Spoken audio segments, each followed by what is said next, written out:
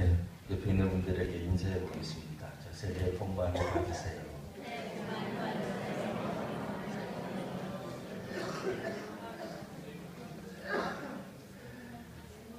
예, 주보에 나눠준 그 예배 순서지 가운데 나눠준 그 2017년 기도 제목이라고 하는 그 있습니다. 여러분 혹시 기도 제목 좀 적으셨습니까? 아직 안 적으셨으면 이 예배 시간에 설교 메모하듯이 하면서 기도 제목을 쭉 적어주세요. 예, 적으셨다가 이따 봉헌할 때에 같이 이렇게 넣어주시고, 근데 이름을 좀 적어주셔야, 물론 안 적어주셔도 기도 제목을 보면 어렴풋이 이게 누구겠거니 하고 떠오를 수는 있긴 합니다만, 또 이렇게 비슷하면 제가 또 누가 누군지 잘 모를 수 있으니까 이렇게 이름을 적어서 기도 제목을 좀 적어주시면 감사하겠습니다. 네, 오늘 그 제목은 다시 거룩한 교회로, 그래서 우리 교회 안에 있는 현수막도 이렇게 살짝 바꾸어 봤습니다. 그 다시 자는 뺐지만 어쨌든 이 거룩한 교회, 이 다시 거룩한 교회가 되어야 되겠다 하는 이 주제는 우리 교단 올해의 총회적 교단의 주제이기도 합니다. 한국 교회가 그동안 정말 여러 가지 면에서 우리 한국 사회 혹은 한국 교회 자체 내에서도 부흥의 어떤 그런 시기들, 그리고 한국의 근대화에서도 상당한 영향력을 끼쳤던 것들이 사실입니다. 그런데 어느 정도 세월이 지나고 난 다음에 무슨 일이 있었는지 한국 교회가 정체가 왔어요. 이 정체 정도가 아니라 아예 감소 추세가 되는 그런 시대가 와버렸습니다. 그러니 우리 교단도 총회도 긴장하지 않을 수 없었습니다. 그래서 총회 주제를 다시 거룩한 교회로라고 하는 이런 표고를 내기까지 이르게 됐습니다. 한국교회는 약 130여 년이 흘러서 상당한 괄목할 만한 진보를 가져오기도 했으나 또 그에 상응하는 또 잘못된 그런 모습들도 많이 보여줬던 게 사실입니다. 부흥과 성장 뒤에 감춰져 있는 교회의 추악한 모습들이 이제 드러나기 시작했습니다. 그러나 세상 사람들이 교회를 향하여서 손가락질할 때에 우리들은 한 가지 기억해야 될 것이 있습니다. 여전히 우리들은 죄인이라는 사실입니다. 예수님을 믿어서 비록 의인이라고 의인이라고 불리움을 받았다 할지라도 여전히 우리 속에는 악하고 부족하고 연약한 요소들이 있었던 겁니다. 그동안 우리 한국교회가 주의 은혜 가운데 놀라울 만한 세계 교회 역사상 유례가 없을 만한 부흥과 발전을 가지고 온 것도 사실입니다. 세계에서 두 번째로 많은 선교사를 보내는 나라가 된 것도 놀라운 일입니다. 하지만 반면에 한국교회가 가지고 있는 여러 가지 연약한 모습들, 말씀에 기초하지 않은 모습들, 복음에 서 있지 않은 모습들, 여전히 샤머니즘과 불교와 유교의 영성에 여전히 휩쓸리고 있는 한국교회의 모습을 우리가 보고 있다, 그런 이야기입니다. 이제 우리가 다시 거룩해지려면 어떻게 하면 될까요?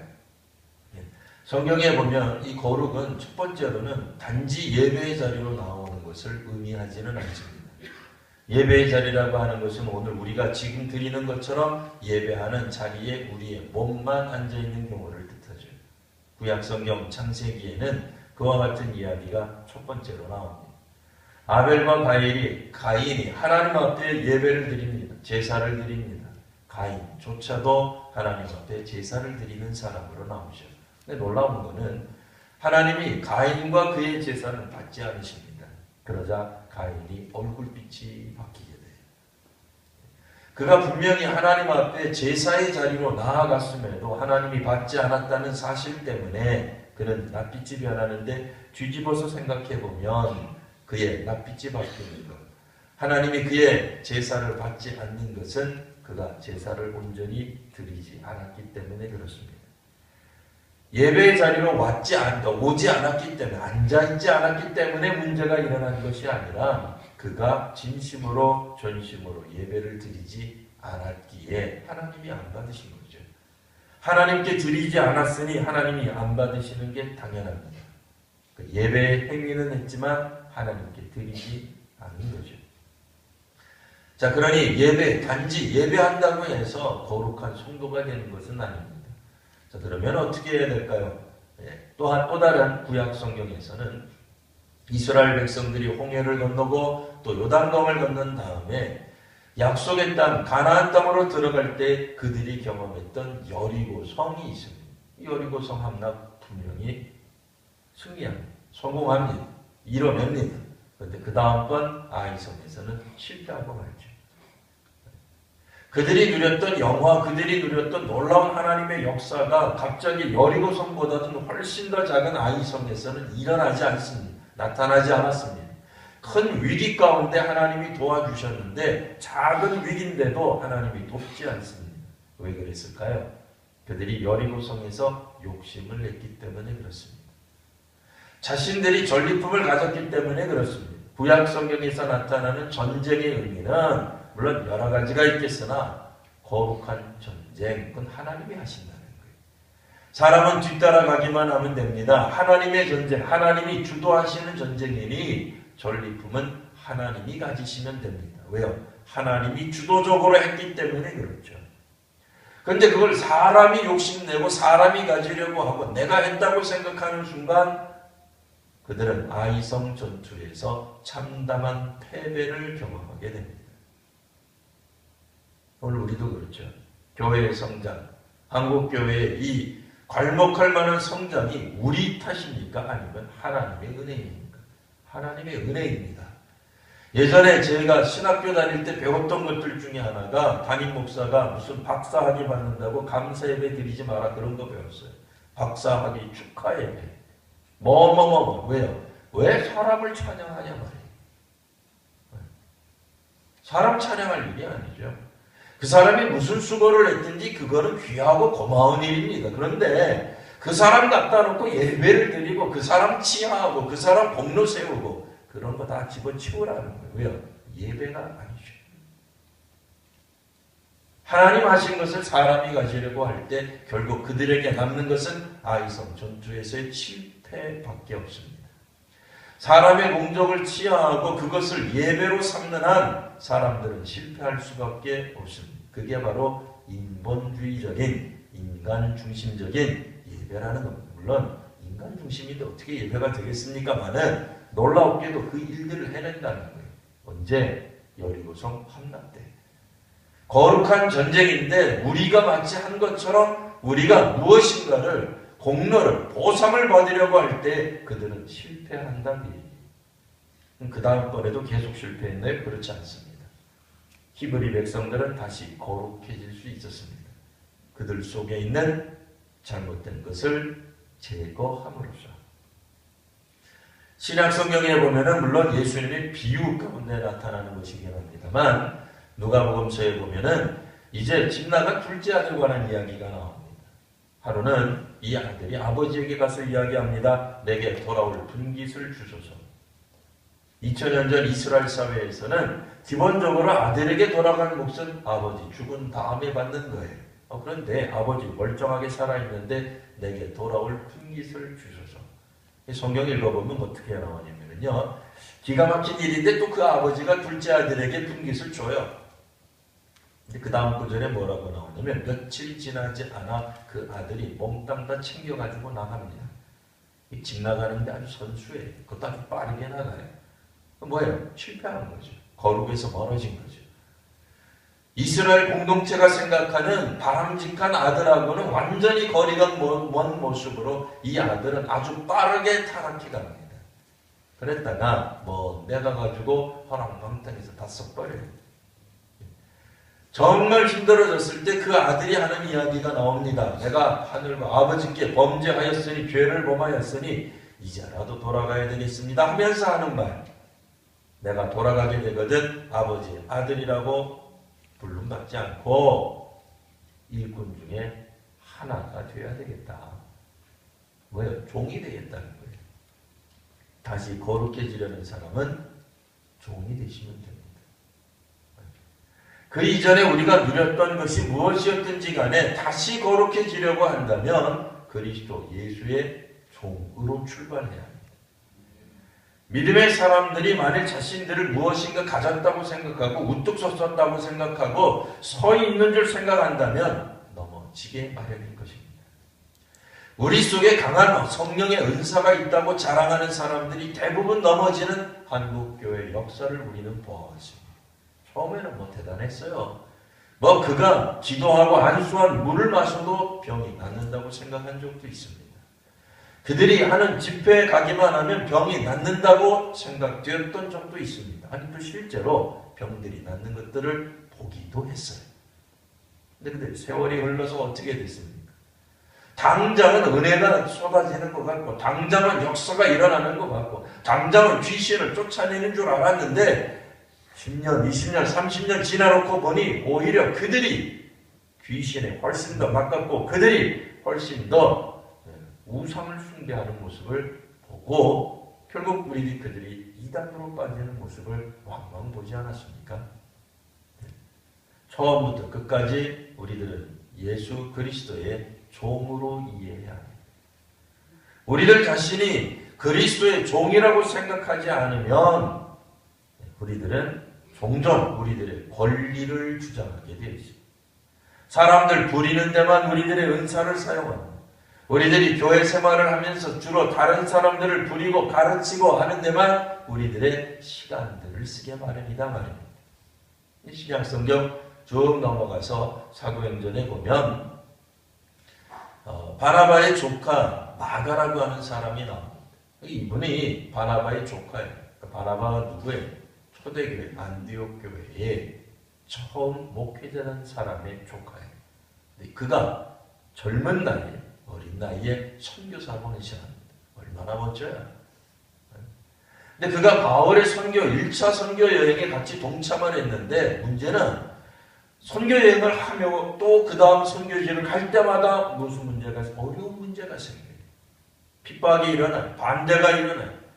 생각할 때는 바울이 멋지지 않아요. 바나바가 멋지지 않아요. 성령께서 함께 하시는 교회 아닙니까? 초대교회 특징이. 바울이 가고 바나바가 가는 곳에 하나님의 놀라운 기적과 역사가 일어나는데 문제는 동네마다 반대하는 거예요. 핍박이 있어요. 저마다 죽게 생겨버렸어요. 마가라고 하는 이 젊은 선교사가 젊은 사역자가 생각하기를 이 헌신한 사역 사람이 생각하기를 이러다가는 자기가 죽겠다고 생각을 했는지 중도에 갑자기 사라져버려요.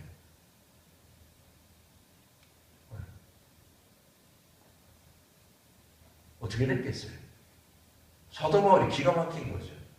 바울과 함께 있던 선교팀들 입장에서는 엄청나게 큰 손실이었을 것이고 그로 말미암아 선교 자체가 위기가 왔을 거예요.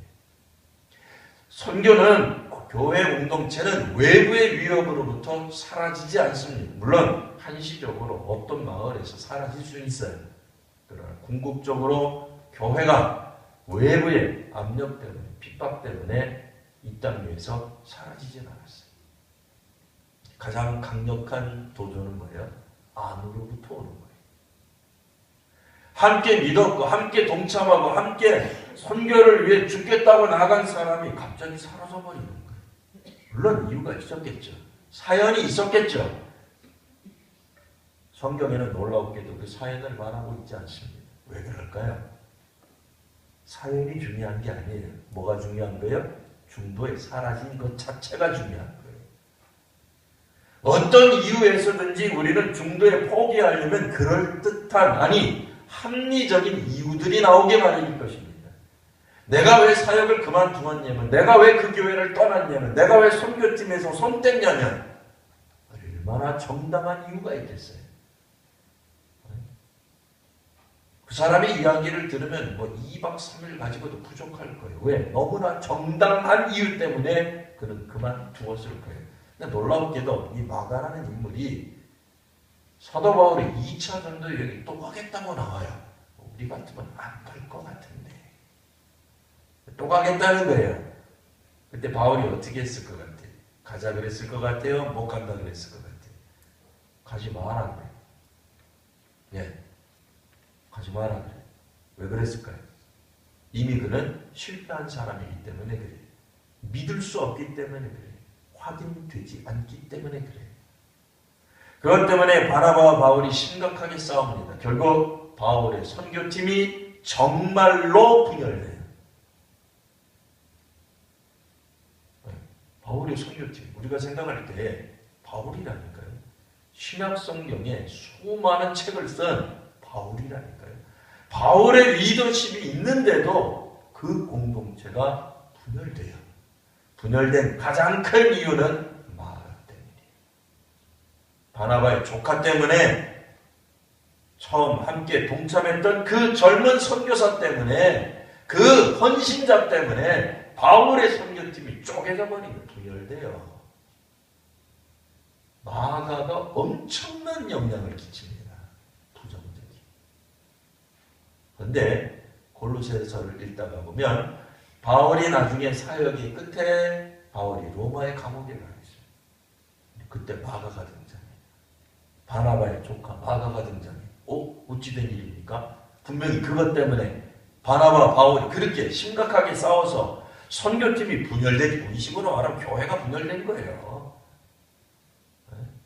얼마나 심각한 거예요. 초대교회 이거는 있을 수 없는 일인데 일어난 거예요. 누구 때문에? 마가 때문에. 근데 이 마가가, 바울이 지금 감옥에, 로마 감옥에 가 있는데 이 마가가 등장해 있어요. 바울 옆에 있어요. 어떻게 된 거예요? 둘이 화해한 거예요. 어떻게 화해했을까? 어떻게 다시 거룩해질 수 있었을까? 어떻게 다시 사역할 수 있었을까요? 마가의 헌신이 있었을 거예요. 자기 자신을 더는 바울의, 그러니까 바나바에게 혹은 다른 사람들에게 나는 바나바의 조카입니다 라고 하는 신분을 자랑한 게 아니고 그리스도 예수의 종이라는 생각을 했을 거예요. 우리식으로 말하면 뭐예요? 처음부터 시작을 했을 거예요. 신뢰를 다시 쌓아갔을 거예요. 그가 초대교회에 끼친 악영향에 대해서 충분히 회개했을 거예요. 근데 그것만 가지고는 안 돼요. 자기 혼자 회개했다고 주장해봐야 누가 믿겠어요? 바울 및 초대교회 사람들에게 그가 인정받을 만한 행동을 했을 거예요. 그렇잖아요. 그러면 어떻게 돼요? 다시 거룩해지는 거예요. 다시 회복될 수 있는 거예요. 집을 나갔던 둘째 아들이 돌아왔을 때, 아버지, 내가 둘째 아들이 다시 돌아왔습니다. 나는 당신의 아들입니다. 자기 권리 주장했으면 아버지가 받아주지도 않았을 거예요. 나 아버지가 뭐라 그래요? 이 아들이 말하기를 나는 아버지의 아들이 아니라 종에 불과합니다. 그러니 아버지가 다시 받아들이죠. 하나님이 다시 받아들이죠. 바울이 다시 받아들이죠. 초대교회가 다시 받아들이는 거예요. 히브리 민족도 실패할 때 있습니다. 마가처럼 바울의 선교팀에 있었던 헌신자도 실패할 수 있습니다. 누구도 실패할 수 있습니다. 예수님의 제자였던 베드로도 실패할 수 있습니다. 그들이 끼쳤던 수많은 잘못들이 있을 수 있지만 문제는 또한 돌아올 수도 있습니다. 다시 거룩해질 수 있습니다. 그러려면 그 이전보다 다른 관점을 가지죠. 뭐예요? 아들이 아니라 나는 누구다? 종이다. 종이라는 자아의식, 자기 정체성을 가지면 거기에서부터 새로운 사명감들이 보입니다. 나머지 사람들은 다 섬기는 사람이 돼요. 왜요? 종이 제일 낫잖아요. 우리 교회 주거에는 특이하게도 담임 목사를 맨 밑에다 깔아놨습니다. 요즘은 가끔씩 다른 교회 주거봐도 그렇게 하는 교회들이 가끔 있습니다.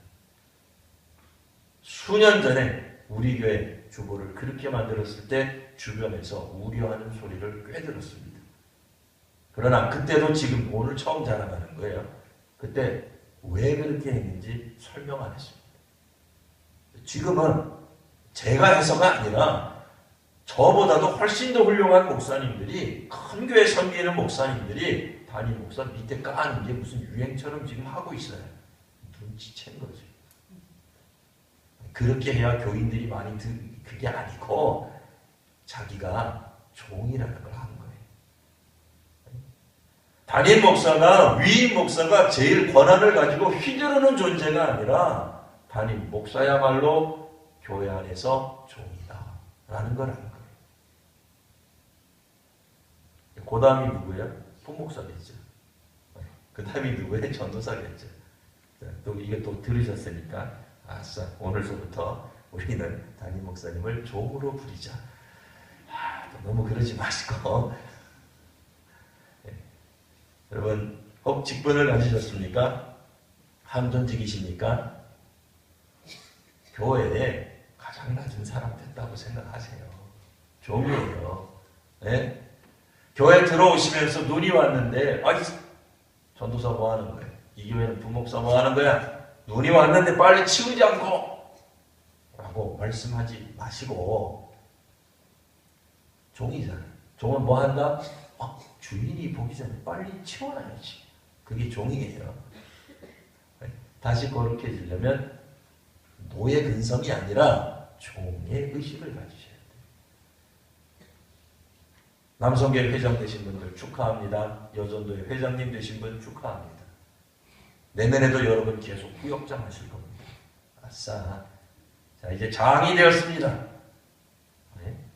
어떻게 한다고요? 제일 높은 종이 된 거예요. 끝발이 제일 좋은 종이 된 거예요.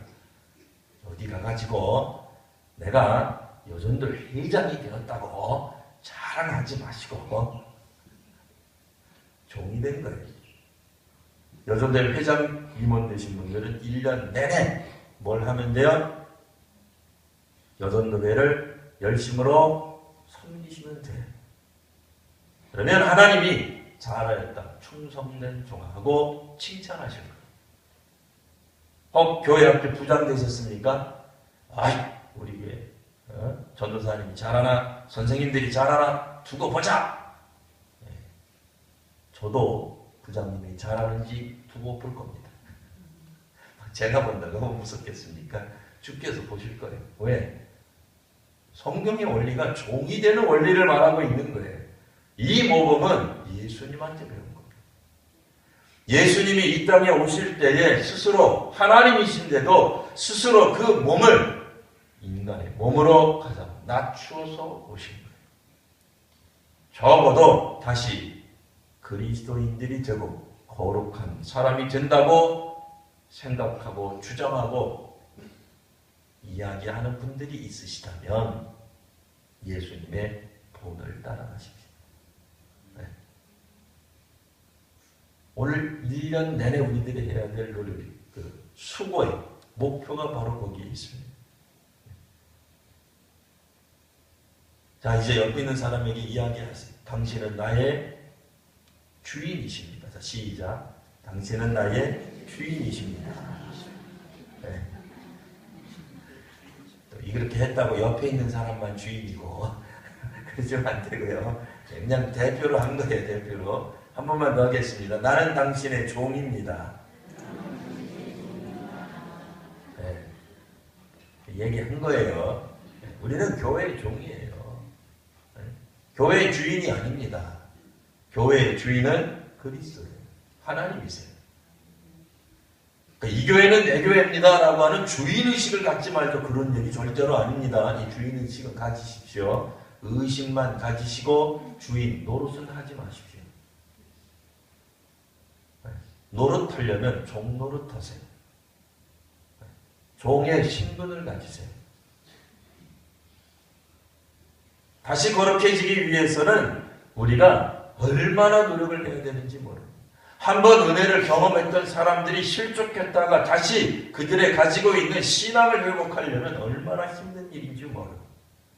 여러분 기도했다가 기도가 막히셨습니까? 다시 기도문이 열릴 때 얼마나 어렵습니까? 예배를 드릴 때마다 예배를 사모하는 그 마음이 사라졌는데 다시 그 예배를 사랑하는 마음이 솟구치려면 얼마나 어렵습니까? 그 중에 하나 생각해 보세요. 예배를 관람하러 오셨습니까? 예배를 평가하러 오셨습니까? 예배를 판단하러 오셨습니까? 그러면 여전히 우리는 은혜 받기 힘들 겁니다. 한순간은 은혜 받을 수 있죠. 내가 생각했던 대로 해내? 그러면 은혜 받아요. 그죠? 오늘 저 목사도 내 속 시원하게 긁어주는 그런 은혜 받을 수 있어요. 네? 근데 그때 말고는 안 돼요. 어떻게 해야 돼요? 나는 누구다? 나는 종이다. 그 생각 가지시면 돼요. 그리스도의 예수의 종이 되기 시작하면 내가 제일 낮은 사람이라고 생각하게 되면 거기에서부터 하나님의 은혜가 채워집니다. 여러분, 낮은 곳에 있을수록 채워지는 역사가 있기 마련이죠. 그렇잖아요. 컵이 윗부분부터 채워져요? 뒷부분부터 채워져요? 뭐 말도 안 되는 얘기죠. 당연히 아랫부분부터 채워지죠. 가장 아래에 있는 사람이 은혜를 먼저 경험하게 돼 있어요. 채워지고 난 다음에 아기까지 그래서 넘쳐야 될 정도면 그거는 뭐 그 집단의 최고로 있는 사람이에요. 그러지 마세요. 내 밑바닥으로 가세요. 거기에서부터 은혜, 거기에 있으면 뭘 해도 은혜를 받을 수밖에 없어요. 다시 시작하려는 사람은 종으로부터 출발하십시오. 그러면 오늘 하나님이 우리들에게 주시는 다시 거룩한 교회가 되는 은혜가 넘치게 될 줄 믿습니다. 네, 기도하겠습니다. 거룩하신 주님, 오늘 믿음의 사람들에게 크신 은혜를 더하여 주시어 하나님의 말씀을 듣게 하시며 또한 새해를 하나님의 말씀과 예배로 경험하게 하시니 감사합니다. 새해의 첫 시간을 하나님께 드렸던 것처럼, 하나님께 집중했던 것처럼, 하나님 앞에 나왔던 것처럼 이번 한 해를 하나님 앞에 있게 하시고 하나님께 집중하게 하시며 하나님께 드리게 하여 주시옵소서. 주의 말씀을 오늘 다시 한번 채워주옵소서. 주님의 은혜를 다시 한번 채워주시옵소서. 혹 실족한 영혼이었다면 다시 새로워지는 은혜를 더하여 주시옵소서. 베드로처럼 주님을 배신하고 주님을 몰랐다고 말한 사람이었다면 다시 갈릴리 호수에서 예수님을 만나게 하시며 바나바의 조카 마가와 같은 사람이었다면 용기를 내어 다시 주께 나아가는 믿음의 시간들이 되게 하여 주옵소서. 거룩하신 우리 구주 예수님 이름으로 기도드리옵나이다. 아멘.